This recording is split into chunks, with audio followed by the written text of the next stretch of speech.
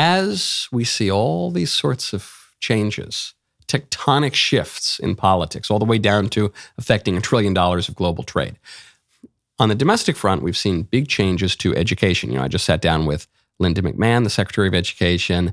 You're seeing maybe the dismantling of the Department of Education below the federal level.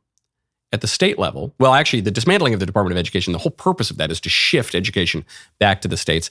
At the state level, you are seeing lots of good, positive action being taken. It's not just getting rid of bad Democrat regulations. It's not just trying to dig through all the bureaucracy and the ugly curricula that poison kids' minds, but it's actually now implementing good things that will actually edify students.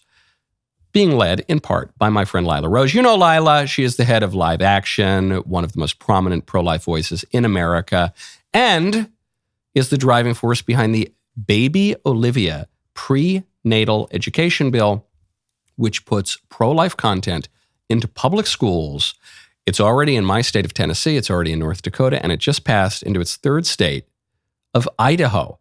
Lila, thank you for coming on the show.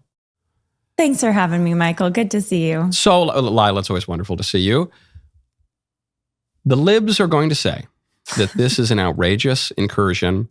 This probably violates the separation of church and state because all you pro-lifers are crazy religious people. And they're going to say that this is putting propaganda in schools to push a particular view of sex and sexual education, and it's unconstitutional. What's your response?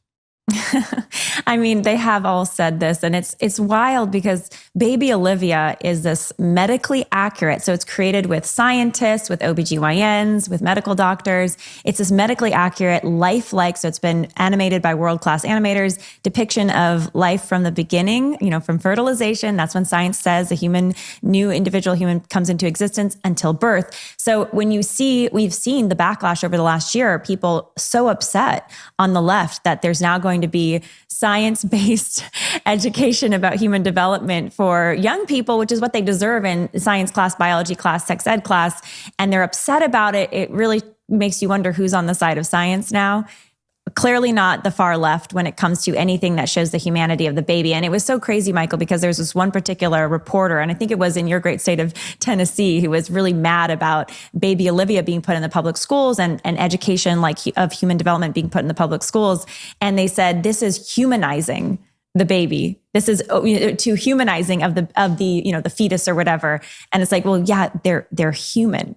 I think this is how we all started our life as humans in our mother's womb. So we're excited. It's a new dawn for science-based education for young people. And I think there's no better way to show the beauty of the baby in the womb than actually getting to look at what this baby looks like as they're developing. There's something very funny, obviously, about the reporter saying, hey, the more you show us what is happening biologically in the womb, the more the baby appears to be humanized. And you say, well, correct, it's a human. Yes, that's why. But even beyond the science angle, that's always the low ground that the libs want to talk about, though their scientific theories are pretty crazy, like the sun monster destroying the world and boys becoming girls or whatever. They ground all of their arguments in science, and they say, we need to get your morality out of the classroom. We need to get your religious kind of propaganda out of the classroom. And I guess my answer to that is, why? I took sex ed class in my New York public school, and I was told that we should use condoms. I was told that people should embrace various aberrant sexual behaviors. That's a moral teaching. It's an immoral teaching, I guess, but it's teaching about morality, about ethics. It has a religious underpinning, albeit one that is irreligious or comes from a false religion. So all of that stuff is already in schools. What's the problem with coming in and saying, okay, well, if you're already teaching morality, you're already teaching ethics, you already have a religious foundation, we're just going to teach a more accurate one, a truer one that's more conducive to human flourishing. What are they going to say to that? Yeah, I mean, listen, it's an incoherent ideology that the culture of death, the kind of pro-abortion, pro-sexual experimentation, sex doesn't belong in marriage. It really, as long as there's consent, have as much sex or whatever kind of sex you want. That's not a really very coherent worldview, but it is a worldview, and it does have its own moral code, which violates the truth about how human beings should live together in harmony together in a society. We know that when it comes to sex, the best order for sex is in a loving marriage where two people are committed to each other for life. But this baby Olivia legislation, they're not even doing that. This isn't even, promoting chastity overtly or any kind of specific moral code. It's literally, Michael, all it is watching content that shows medically accurate depictions of human life and learning about the markers of human development. That is all that this legislation and other bills like it do. It doesn't even go that extra step of inferring now, oh, it's a human life, so it has human rights. We shouldn't kill babies. Like, that's not even part of the overt education. It's just, this is a human life. And that is what is causing so much outrage by some folks on the left. Although I will say I am encouraged, this bill that just passed in Idaho that is based on baby Olivia, there were Democrats that voted for it. So there are some sane people left, on both sides of the aisle here. But yeah, I mean, the reality is the moral order, which shows that, human beings are different than the rest of the animal kingdom. Sex has a particular purpose. That's procreation and unity, brings two people together. All of this it's true.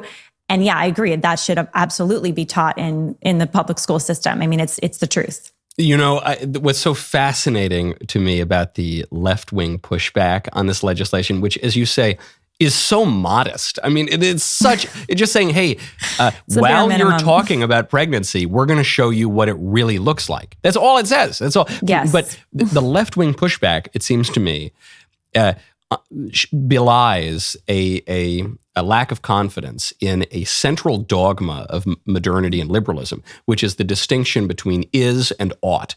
The notion that we cannot possibly observe things in the world and then come to moral conclusions about them for how we ought to behave.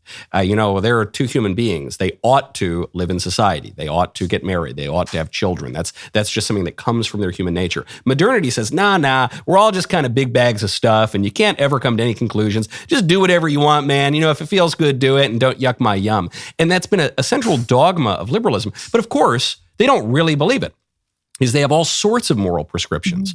And right. I think the way that they come to their false moral prescriptions is by lying about how things really are. So the moral prescription that if a woman becomes pregnant, but she doesn't want to take care of her baby, she should just murder her baby. The way that they persuade people of that, which is so wrong and immoral, is by lying and saying, oh, it's not really a baby. It's a clump of cells. It's sort of like a parasite. It's no big deal. You're not really killing anything. So it's all lies about what is in order to come to a wrong ought conclusion.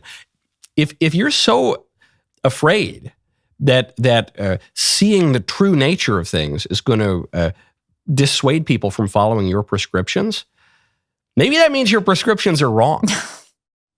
Well, it's like no kid is born supporting abortion, right? If you ask any child about a pregnancy, like they have a little sibling coming to the world, and I have 3 kids. I know you have 3, and they're so excited, the older children, that mama is pregnant and there's going to be a baby. I mean, any child, you ask them about the idea of pregnancy, or you tell them about the idea of pregnancy, it's like Christmas morning for them. So this idea that as a child gets older, they need to become more pro-abortion because the left is like, well, we got to do something with these kids that are also naturally pro-life and excited about life. We have to sort of derange their thinking. In order to do that, they need to put these overt political ideologies in the classroom, and that's what effectively has been happening. I mean, that is the current state of sexual education. Planned Parenthood rules, the biggest pro-abortion group in the country right now. They rule sex education in the classroom. So keep that context in mind here when we have baby Olivia legislation going through. Planned Parenthood is in most classrooms today that are public schools, and they're pushing this postmodern woke ideology around sex and life that is brainwashing a generation of students. So this is one effort to push back against that craziness. Well, I think it's beautiful. I think the success here is beautiful. The Baby Olivia project itself is really quite beautiful to show people what's going on in the womb. A campaign of live action that I strongly encourage you all to go and check out. But 3 states, I say, That's a very good start, and I look forward to the other 47 following soon. Who knows? If we get Canada and Greenland, then another 49. And there's 19 states considering this year. So hopefully we'll end strong this year. We'll see where it all lands. But there's some Democrats we've got to persuade. But thankfully, there have been a few that are persuadable. So we'll see where it lands. I love it. Lila Rose, go check out all of Lila Rose's shows and speeches and go to Live Action and give your money to Live Action and support all of this so that we get it in all, by the time Trump is done, I don't know, 59, 65 states. We'll see what we got. Oh, hey there. I'm glad you like that clip. I would like you to subscribe to the Michael Knowles YouTube channel, and that way you'll get more clips, and I'll get more clicks, and then we'll have a deeper, more profound relationship, and I look forward to many years together in the future. Thanks.